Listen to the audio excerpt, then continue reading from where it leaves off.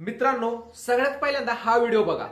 या व्हिडिओमध्ये तुम्हाला दिसतंय की या पक्ष्याला कोणता तरी आजार झालाय आणि हा आजार जर आपल्या फार्मवरती येऊ नये असं तुम्हाला वाटत असेल तर या व्हिडिओमध्ये फक्त एक गोष्ट करा आणि आपला फार्म या आजारापासून दूर ठेवा।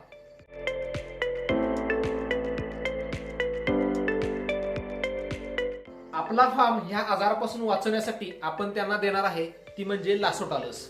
सगळ्यात पहिल्यांदा आपण जी लस घेऊन आलोय तर ती लस एकत्र करायची।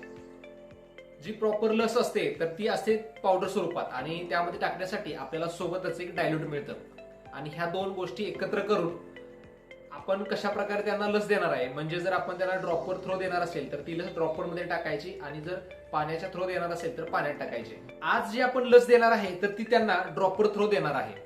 लक्षात ठेवण्यासारखी गोष्ट म्हणजे काय, ड्रॉपर देण्याचे फायदे आहेत आणि नुकसाने आहेत। जर कमी प्रमाणात असतील तर आपण ड्रॉपर थ्रो देऊ शकतो, जर जास्त प्रमाणात पक्षी असतील तर आपल्याला पाण्यातून देणं सोयीस्कर असतं।